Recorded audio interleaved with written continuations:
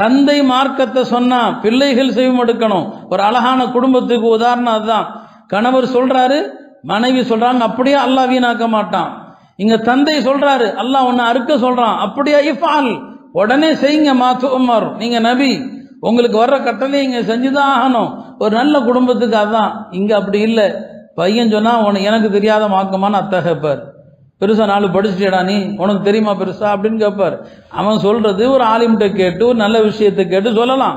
ஆனா இங்க அத்தா பேசுவார், இதெல்லாம் மார்க்கம் கிடையாது, நீ வெளியில இங்க வீட்டுக்குள்ள அதெல்லாம் கொண்டு வராத.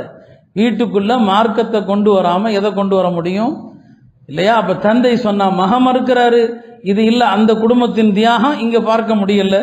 அப்ப இப்ராஹிம் அலைஹிஸ்ஸலாம் வர்றாங்க, மீனாவுக்கு தான் வர்றாங்க. மீனால பெரிய ஷைத்தான் என்று ஜமரத்துல் அகபான்னு சொல்றோமே, அங்க வந்து அறுக்க போறாங்க. ஷைத்தான் குறுக்கிடுகிறான், 7 கல் எறிகிறாங்க. ஷைத்தான் அப்படியே மண்ணுக்குள் புதையுண்டு போகிறான். 2வது இடம் உஸ்தால வந்து அறுக்க போறாங்க, அங்கேயும் ஷைத்தான் காட்சி அளிக்கிறான், கல்லை தூக்கி போடுறாங்க. ஷைத்தான் அங்கேயும் புதையுண்டு போகிறான். 3வது இடத்துக்கும் அறுக்க வர்றாங்க, அங்கேயும் வர்றான், கல்லை தூக்கி போடுறான், புதையுண்டு போறான். இந்த புதையுண்டு போகிறான் என்ற செய்தி ஹதீஸ்ல வருது. பூமியில புதையுண்டான். இதுல நமக்கு என்ன செய்தி இருக்குது? நீங்க ஷைத்தானை விரட்டுனீங்கன்னு சொன்னா ஷைத்தான் புதையுண்டு போயிடுவான். ஷைத்தானை நீங்க விரட்டுங்க, உங்க சக்தி என்ன அதை கொண்டு விரட்டுங்க. இப்ராஹிம் அலைஹிஸ்ஸலாமுக்கு அன்னைக்கு கிடைச்சது சின்ன கல்லு, அந்த கல்லை தூக்கி தான் எதிர்ப்ப காட்டினாங்க, ஷைத்தான் புதையுண்டு போயிட்டான். ஷைத்தானுடைய சூழ்ச்சி பலவீனமானது. இன்ன கைத ஷைத்தானிக்கான ضعيفா. ஷைத்தான் போயிட்டான், முற்றிலுமாக ஒளிஞ்சு போயிட்டான். அறுக்க போறாங்க. அங்க மகனுடைய அல்லாஹ்வுக்கு கட்டுப்படுகிற தன்மை, அல்லாஹ்வுக்கு கட்டுப்படுகிற அந்த தியாக உணர்வு தந்தை இடத்துல சொல்றாங்க.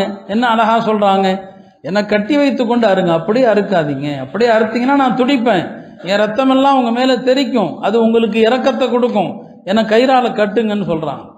மேல வெள்ளை சட்டை போட்டிருக்கிறாங்க இஸ்மாயில் அலைஹிஸ்ஸலாம். இந்த ஒரு சட்டத்தானே கஃபன் செய்வதற்கும் இருக்குது, வேறு சட்டம் இல்லை.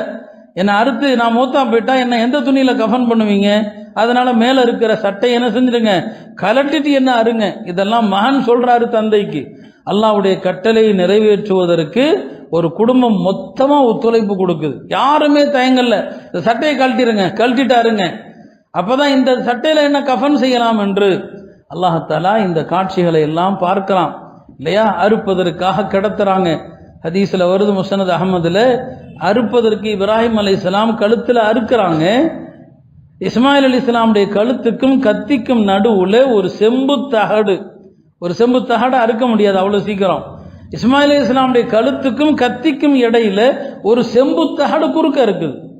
இது என்னடா இது? இப்ராஹிம் அலைஹிஸ்ஸலாமுக்கு ஒன்றும் புரியல. அல்லாஹ் அறுக்க சொன்னா, கழுத்துல கத்திய வச்சா கழுத்துக்கும் கத்திக்கும் குறுக்க ஒரு செம்பு தகடு. அப்பதான் அல்லாஹ்வுடைய புறத்திலிருந்து அழைப்பு வருது, நாதைனாஹு யா இப்ராஹிம் கத் சத்தக்த ருயா, இப்ராஹிமே உண்மைப்படுத்தி விட்டீர் உங்களுடைய கனவை, இன்னா கதாலிக நஜ்துல் முஹ்சினீன் சொல்லி அல்லாஹ் அதுக்கப்புறம் ஒரு ஆடு, அந்த ஆடு குறித்து சில செய்திகள் வருது. மக்கா முஸ்தலிஃபாவிலிருந்து ஹாஜிகள் இரவுல அப்படியே நடந்து மினாவுக்கு வருகிற போது, முஸ்தலிஃபாவிலிருந்து மினாவுக்கு வருகிற போது இடது பக்கம் ஒரு மலை, அந்த மலைக்கு சபீர் மலைன்னு சொல்லுவாங்க. அந்த சபீர் மலை 2ஆக பிளந்தது. அந்த பிளந்த மலையிலிருந்து ஒரு செம்மறி ஆடு, ஒரு நல்ல கொழுத்த ஆடு ஹதீஸ்ல வருது. கொழுத்த ஆடு வந்தது, அந்த ஆட்டை தான் அறுத்தாங்கன்னு சொல்லி. இப்னு அப்பாஸ் ரலியல்லாஹு அன்ஹுடைய ஒரு கருத்து என்னன்னா, இந்த ஆடு இருக்கிறது இஸ்மாயில் அலைஹிஸ்ஸலாமுக்கு பகரமாக இஸ்மாயில் அலைஹிஸ்ஸலாம் கொடுத்த அந்த ஆடு இருக்கிறது, அது அடிப்படையில் ஹாபீலுடைய ஆடு என்று சொல்லப்படுது. ஆதம் அலைஹிஸ்ஸலாமுடைய 2 மகன்களுடைய ஒரு பிரச்சனை, ஒரு சிக்கல். ஆதம் அலைஹிஸ்ஸலாம் சொன்னாங்க, 2 பேரும் அல்லாஹ்வை நெருங்குவதற்காக எதையாவது தர்மம் செய்யுங்க.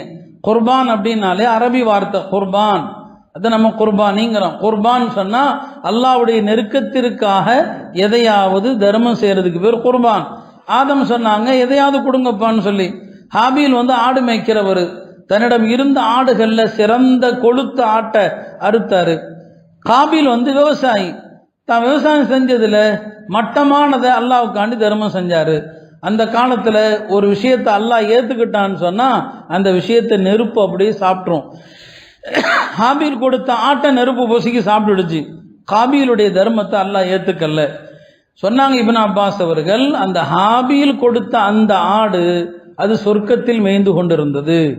இப்ராஹிம் அலைஹிஸ்ஸலாம் மகனை அறுப்பதற்கு தயாரான போது அந்த சொர்க்கத்திலிருந்து கொண்டு வரப்பட்ட ஆட்டை இப்ராஹிம் அலைஹிஸ்ஸலாம் அறுத்ததாக ஹஜ்ரத் இப்னு அப்பாஸ் ரலியல்லாஹு அவர்கள் சொன்னாங்க. அருமையானவர்களே, எவ்வளவு பெரிய ஒரு தியாக உணர்வு! ஒரு குடும்பமே ஒட்டுமொத்தமாக அல்லாஹ்வுடைய கட்டளைக்கு அடிபணியுது. இந்த தியாகத்தை தான் நாம நினைவு கூறுவதற்கு நாம செயல்படுறோம். ஆனா இந்த வாஜிபை செய்யறதுக்காக நாம எத்தனையோ ஃபர்லான வணக்கத்தை விடுறோம். அதனால அருமையானவர்களே, இந்த தியாகத்தை நினைத்து பார்க்கணும். இந்த 10 நாட்களுக்கு